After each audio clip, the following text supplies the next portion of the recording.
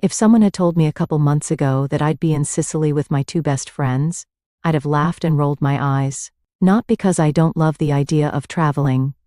I adore the idea. It's the reality that trips me up. A long journey, sweating in crowded airports, deciding which of my 50 skincare products won't get confiscated, and, oh, being surrounded by couples on the most romantic island in the Mediterranean? Hard pass. But here I was, standing on the balcony of a ridiculously charming villa, staring at the most postcard-perfect sunset I'd ever seen. Bougainvillea trailed along the walls like something out of a wedding magazine. The ocean glinted in the distance, and the air smelled like lemons and salt. God, even the air is sexy here, Dana sighed, leaning against the railing. She had a glass of wine in one hand and her phone in the other, snapping photos every 10 seconds. "Do you think he knew Beyoncé stayed here once?"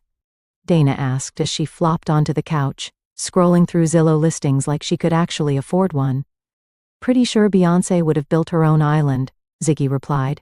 "This place is more Jennifer Lopez in 2004. "Don't ruin this for me," Dana said, dramatically pressing a hand to her chest. "Let me live my Italian villa fantasy." I laughed, taking another sip of wine. Maybe this trip wouldn't be so bad after all.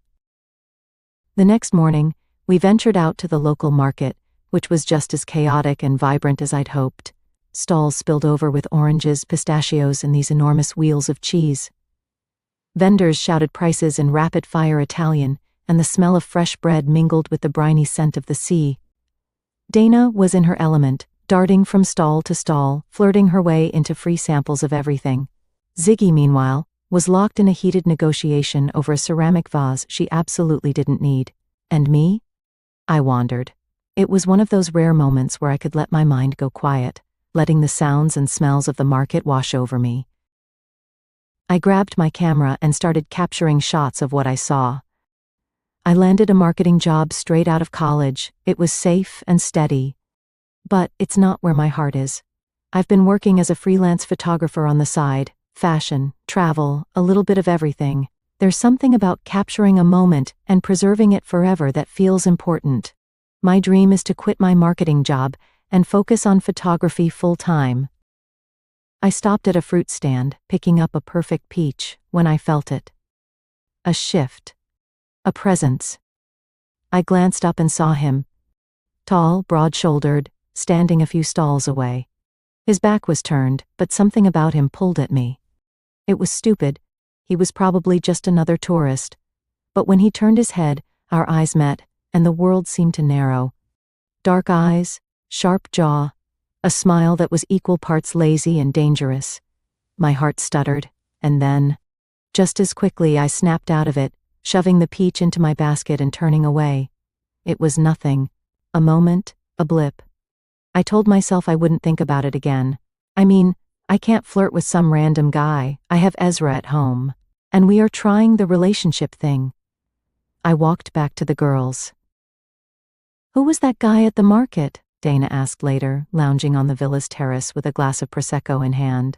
"The one with the smoldering eyes who looked like he walked out of the cover of GQ Italia." "No idea," I said, trying to sound nonchalant as I sliced into a fresh loaf of bread. "I didn't notice anyone." Dana snorted. "Sure, and I don't notice pizza." Ziggy looked up from her book. "He was hot," she said matter-of-factly, flipping a page. "But let's not make this a thing. We're here to relax, not to create some eat-pray-love drama." That afternoon, as the sun dipped below the sea, I couldn't shake the memory of those eyes. It was ridiculous, really. A fleeting moment at a fruit stand. Nothing more. And yet, as I almost drifted off to sleep, I couldn't help but feel like something had shifted, like the island itself was conspiring against me. The villa buzzed with energy. Dana, of course, was the mastermind behind tonight's plan, a local beachside party with music, drinks, and what she described as the kind of crowd that looks good in candlelight. "I'm telling you, this is going to be epic," Dana said, twirling in front of the mirror. She was wearing a red dress that looked like it had been painted on. "You can't come to Sicily and not dance under the stars." "I don't think dancing under the stars is a legal requirement," Ziggy muttered, sitting cross-legged on the bed as she scrolled through her phone. "And can we talk about the fact that you found this party from a flyer stuck to a telephone pole?" Dana rolled her eyes. "Trust me, Spontaneous plans are always the best ones. Spontaneous plans are how people end up on missing person posters, Ziggy deadpanned. Relax, Zig, I said, tying the straps of my black sundress. If things go south, we can always use your Excel sheets to track our escape route. Ziggy shot me a look, but I could see the corner of her mouth twitching.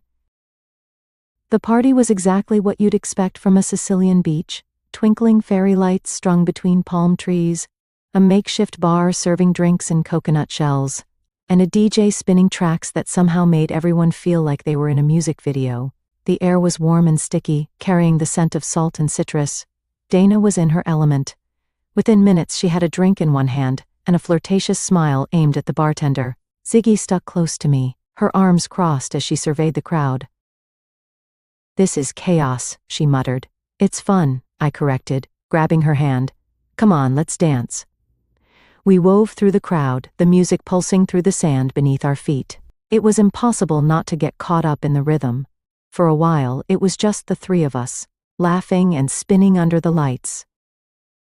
At some point, a man approached me, a local, judging by his accent. He was tall, with an easy smile and a confidence that suggested he was used to getting what he wanted.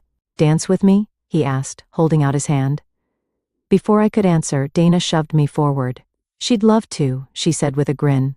I shot her a look but let the man lead me onto the dance floor. He was charming, in an obvious kind of way, and we moved together easily. His hands stayed respectful, his smile disarming. For a moment, I let myself enjoy it. The music, the warmth, the weightlessness of the moment. And then I felt it. A shift in the air, a prickle at the back of my neck. I turned, and there he was. The man from the market. His eyes locked on mine, dark and unreadable, and suddenly, the noise and heat of the party seemed to fade into the background. He stood at the edge of the crowd, his arms crossed, his expression giving nothing away. But there was something about the way he looked at me, intense, almost territorial, that made my heart skip a beat. My dance partner held up his hands in mock surrender, muttering something in Italian before disappearing into the crowd. Seriously? I said, crossing my arms as the beautiful man stepped closer. What? He asked, his voice low and calm. You can't just scare people off like that, I said, trying to sound indignant, but my voice wavered, betraying the flutter in my chest. I didn't scare him, he replied with a smirk. I asked him to leave. Silently, I shot back. Sometimes silence is more effective. I opened my mouth to respond, but before I could, he held out his hand. Dance with me. I hesitated, every nerve in my body screaming at me to say no. But there was something in his eyes, something that made it impossible to look away. Against my better judgment, I placed my hand in his. His touch was warm, his grip firm as he pulled me closer. The music seemed to shift as we moved, the rhythm slowing, the bass softening. His hand rested lightly on my waist, his fingers brushing the fabric of my dress in a way that made my skin tingle. Why are you here? I said, trying to fill the silence. At this party. He shrugged, his lips curving into a lazy smile. Maybe I was looking for someone. That's vague, I said, narrowing my eyes. Do you always talk in riddles? Only when I'm dancing with women who ask too many questions? I laughed despite myself shaking my head. You're ridiculous. And you're stubborn, he said, his voice dipping lower. It's a good combination. I tilted my head, catching his gaze. I studied his face up close and realized just how ridiculously handsome he was. Full lips, a strong nose, dark brows framing a smoldering gaze that sent a wild flutter through my stomach. Shit. This is trouble. You don't even know my name. He smiled, his fingers tightening slightly on my waist. Then tell me. Nora, I said, my voice softer than I intended. And you? Giacomo, he replied. The way he said it, smooth and melodic, made it sound like a secret.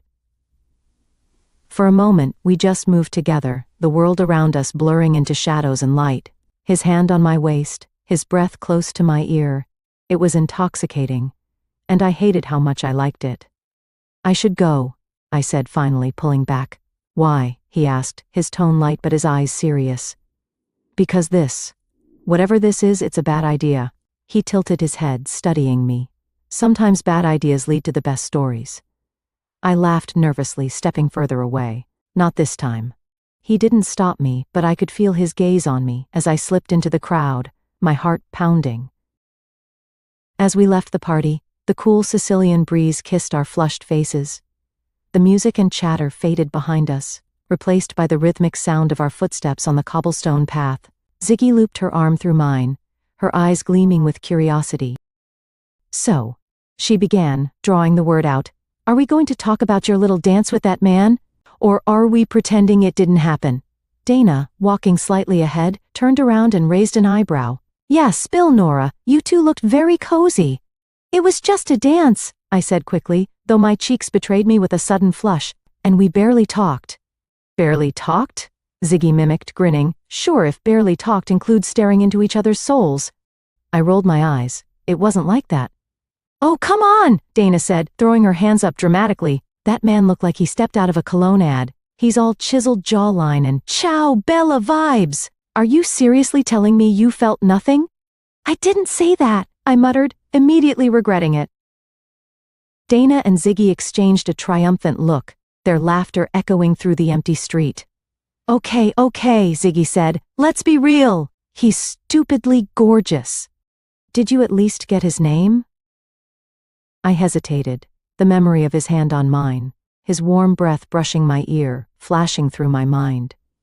"Giacomo," I admitted quietly. "Giacomo," Dana repeated, drawing out the name as if savoring it. "Ugh, even his name is sexy, like rolls off your tongue in Italian sexy." "I hate you both," I groaned, trying to hide my smile. Ziggy smirked. "No, you don't. And by the way, we're going to need every detail tomorrow morning. Over coffee, non-negotiable."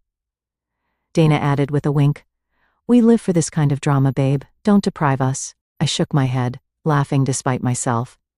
As we neared the villa, their teasing softened, replaced by the comfortable silence of three friends under the Sicilian stars. Back at the villa, I couldn't sleep. Every time I closed my eyes, I saw him. His smile, the way his hand felt on my waist, the intensity in his eyes. I told myself it didn't matter, that it was just a dance. But deep down, I knew it wasn't true. And somehow, I had a feeling that this wasn't over. Enjoyed that? Trust me, things are only getting started. Want to know what happens when fate keeps pulling Nora and Giacomo back together? Hit subscribe, and don't miss the next chapter of Sicily Stole My Heart.